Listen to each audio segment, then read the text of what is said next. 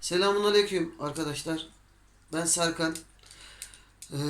Ne yüzümü gizliyorum, ne sesimi gizliyorum. Direkt konuşuyorum.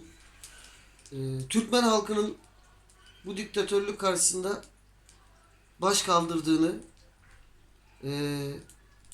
ve bu baş kaldırıya sonuna kadar destek verdiğimi söylemek istiyorum her şeyden önce. Biz özümüz Türküz.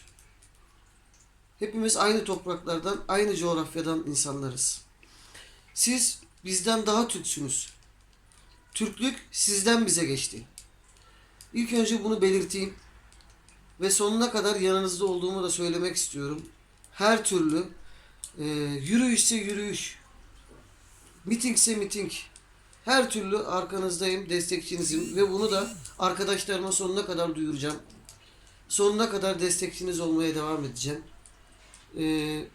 Hazreti Ali'nin şu kelimeleriyle sözlerime devam edeceğim. Eğer bir zulme karşı çıkamıyorsan onu bütün insanlığa duyur. Biz bu zamana kadar Türkler olarak kimsenin esiri olmadık.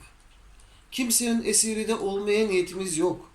Biz babamıza kızıp ülke kuran insanlarız. Sadece söyleyeceğim tek bir şey var. Sizin başkanınıza söylüyorum. Biz Türküz.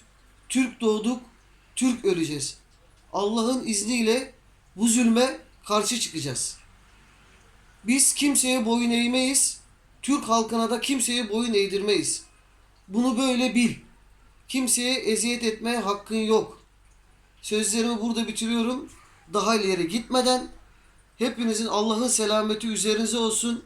Hepiniz benim kardeşimsiniz. Allah'a emanet olun.